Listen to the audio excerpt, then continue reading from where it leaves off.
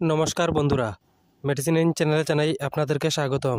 বন্ধুরা, আজ ফেমিস্ট্রা ট্যাবলেটের কাজ এবং পার্শ্ব প্রতিক্রিয়া নিয়ে বিস্তারিত আলোচনা করব, তাই ভিডিওটি শেষ অবধি অবশ্যই দেখবেন এবং চ্যানেলে নতুন হয়ে থাকলে চ্যানেলটিকে সাবস্ক্রাইব করে নেবেন, যাতে ওষুধ সম্পর্কে সঠিক তথ্য সবার আগে আপনারা পেয়ে যান। ফেমিস্ট্রা ট্যাবলেট এটি তৈরি করেছে জেডাস কেডিলা। এটি যে উপাদান দিয়ে তৈরি করা হয়েছে তা হলো অ্যানাস্ট্রোজল 1 মিলিগ্রাম। এটি একটি স্টিপে 10টি ট্যাবলেট থাকে।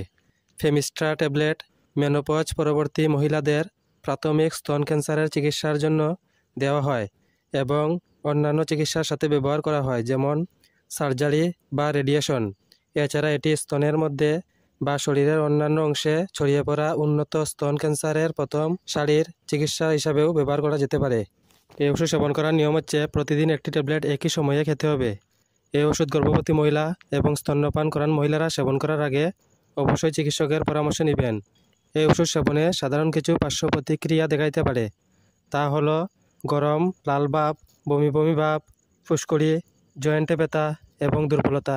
যদি এরকম সমস্যা দেখা দেয় তাহলে ওষুধ সেবন বন্ধ করে অবশ্যই চিকিৎসকের পরামর্শ নেবেন। বন্ধুরা, ভিডিও ভালো লেগে থাকলে লাইক, কমেন্ট, শেয়ার অবশ্যই করবেন। ধন্যবাদ।